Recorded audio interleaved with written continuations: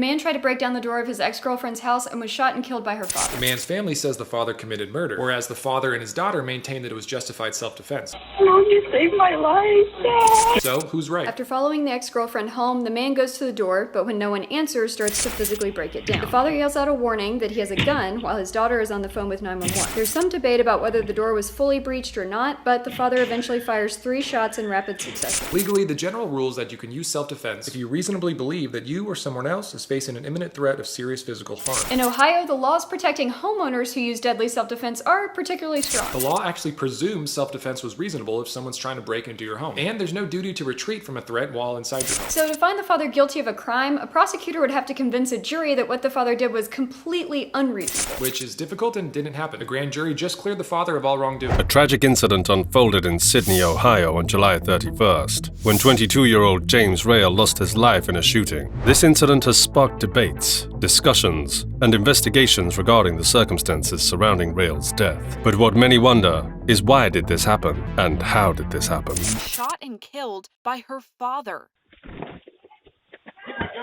It happened on July 31st in Sydney, Ohio. Let's take it back to July 31st. The day started like any other day in the quiet neighborhood, but it would soon take a tragic turn. The sequence of events that led to the shooting of James Rayl began when he approached a residence. Surveillance footage from that morning revealed the distressing actions of James Rayl. The video showed the 22-year-old repeatedly banging on the front door of the residence in question. Voices, presumably from inside the house, can be heard instructing Rayl to leave, making it clear that his presence was unwelcome. What adds a chilling element to the video is the voice of a man inside, warning Rayl that he possessed a firearm. Amid the escalating tension outside the residence, a man's voice could be heard cautioning James Rayl that he was armed. The warning underscores the gravity of the situation and hints at the potential for violence if Rayl continued to press forward. It serves as a critical detail in understanding the mindset and intentions of those inside the house. As the confrontation at the front door escalated, James Rayl pushed through the door with his shoulder, attempting to gain entry forcefully. Shots rang out, and Rayl was shot 3 times. He stumbled back from the door and collapsed in the driveway, his life slipping away before the eyes of those present. The immediate aftermath was chaotic, with a neighbor appearing on the scene exclaiming that Rayl had been shot and was now dead. The tragic outcome left the community in shock and prompted law enforcement and emergency services to respond swiftly.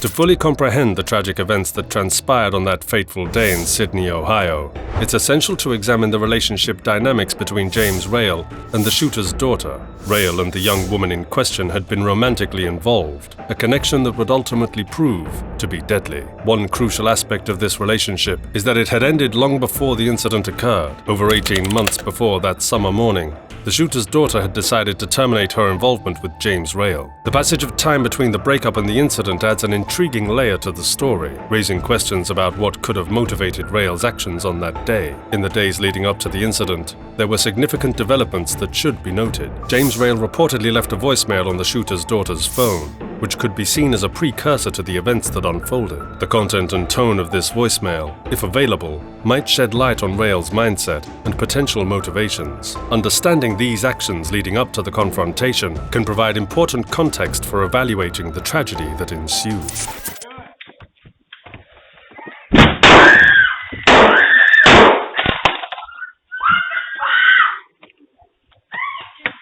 In the aftermath of the shooting incident involving James Rayl in Sydney, Ohio, the timely response of law enforcement and emergency services proved to be of paramount importance. A mere 7 minutes after the initial confrontation and gunshots, both the police and an ambulance arrived at the scene. This swift and coordinated response was pivotal in addressing the immediate aftermath and providing much-needed medical assistance to the injured party, James Rayl. The rapid arrival of emergency personnel stands as a testament to the remarkable efficiency of the local emergency response system, particularly in situations where every passing second can be a matter of life and death. This ability to mobilize resources quickly undoubtedly played a crucial role in potentially saving lives and mitigating the consequences of the incident. Furthermore, Law enforcement authorities conducted an interview with the shooter, and it is worth noting the shooter's remarkable willingness to cooperate fully with the authorities. During this interview, the shooter not only provided a detailed account of the events leading up to the shooting, but also offered valuable insights into his actions,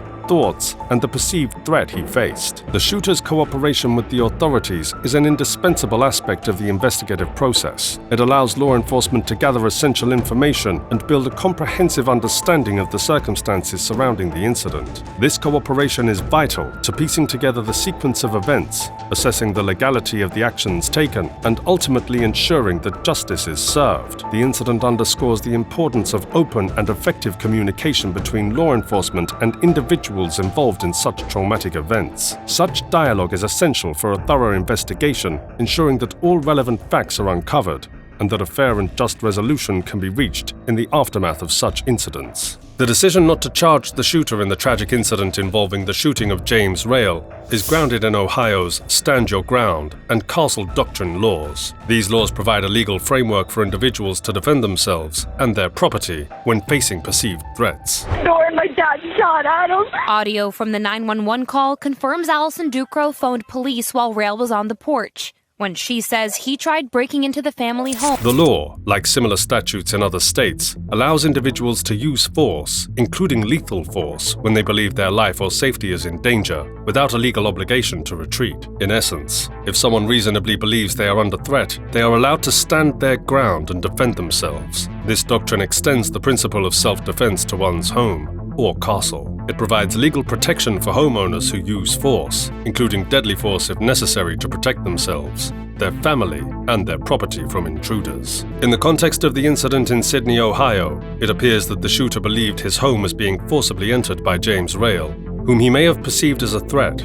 The combination of these two laws allowed the shooter to use lethal force in defense of his home and personal safety. The decision not to charge the father in the shooting of James Rayl was not made unilaterally, but rather through a legal process involving a grand jury. A grand jury is a group of citizens convened to review evidence and determine whether there is enough evidence to warrant criminal charges. In this case, the grand jury, after considering the evidence and the relevant laws, declined to charge the father. Their decision reflects a thorough examination of the circumstances and an application of Ohio's self-defense laws. The legal perspective on this case highlights the complex interplay between personal rights, self-defense, and the protection of one's home. It underscores the importance of a legal process that carefully considers these factors before deciding whether to pursue charges against an individual involved in a shooting incident. He come barreling in right behind me and my daughter in the car. Oh, jeez.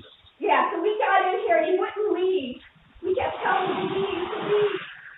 For the family inside the house that fateful day, the events were nothing short of a nightmare. They had been thrust into a state of unparalleled distress and fear. Every creak, every noise was a potential threat. The family had been anchored by the belief that their home was their fortress, and that belief was now shaken. Conversely, the family of James Rayl was left grappling with a devastating loss. Their quest for justice was intertwined with the raw grief of losing a loved one. The grand jury's verdict was a bitter pill to swallow. Anguish, anger, sorrow, and disbelief converged within their hearts, creating a tumultuous emotional landscape that mirrored the profound void left by James's untimely departure. Throughout this tumultuous time, every news headline and every hushed conversation within their community served as painful reminders of the irreplaceable absence that James had left behind.